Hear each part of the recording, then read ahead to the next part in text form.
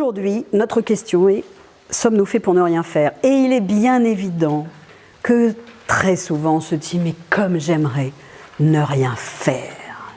Ne rien faire, ok, mais ça veut dire quoi? Est-ce que quand je me balade au bord de la plage, je fais quelque chose ou pas? Est-ce que quand je dors, je fais quelque chose ou pas?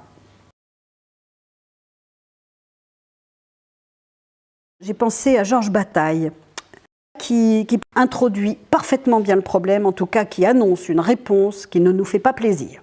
Que l'homme est l'animal qui n'accepte pas simplement le donné naturel, qui le nie. Il change ainsi le monde extérieur naturel, il en tire des outils et des objets fabriqués qui composent un monde nouveau, le monde humain. L'humanité émerge au moment où nous allons fabriquer les premiers outils. Ça fait aussi penser un petit peu à la relation maître-esclave qu'a mis en évidence Hegel, où il explique qu'en réalité, on pense que le maître est le plus libre, alors que l'esclave est vraiment voué au travail. Alors, Rousseau, lui, d'une certaine manière, a beaucoup critiqué tout ce que nous avons fait, hein, trouve que l'homme vraiment a perdu le bonheur originel, on va dire, parce qu'il fait de l'homme naturel, c'est-à-dire avant qu'il ne fabrique quelque chose, on va dire. Donc c'est une hypothèse. Hein, ça nous... Alors, voyons un peu ce que nous dit Pascal.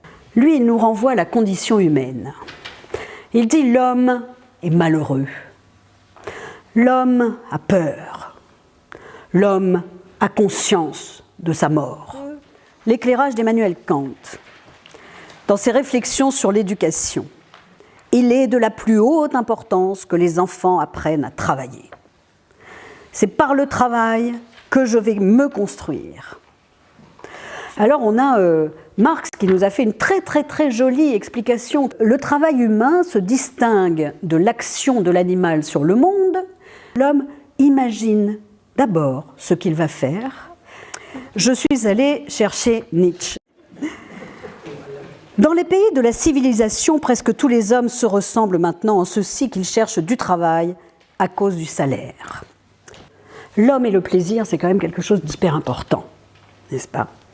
Et donc, alors du plaisir, je peux souffrir. Gainsbourg nous parle des affres de la création.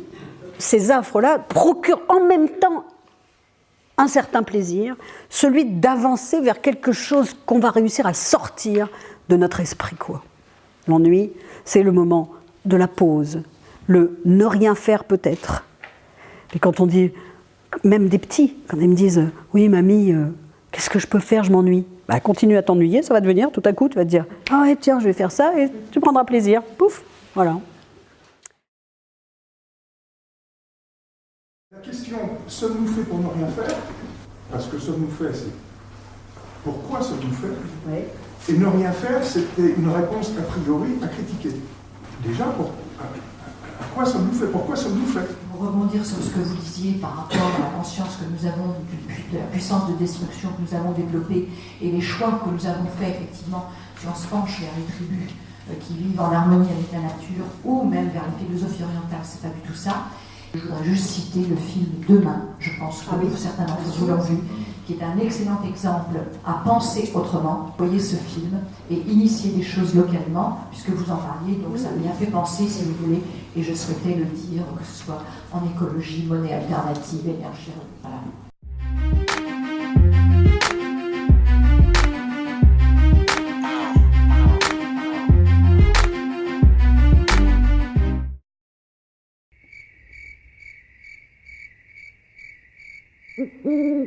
Mm-hmm.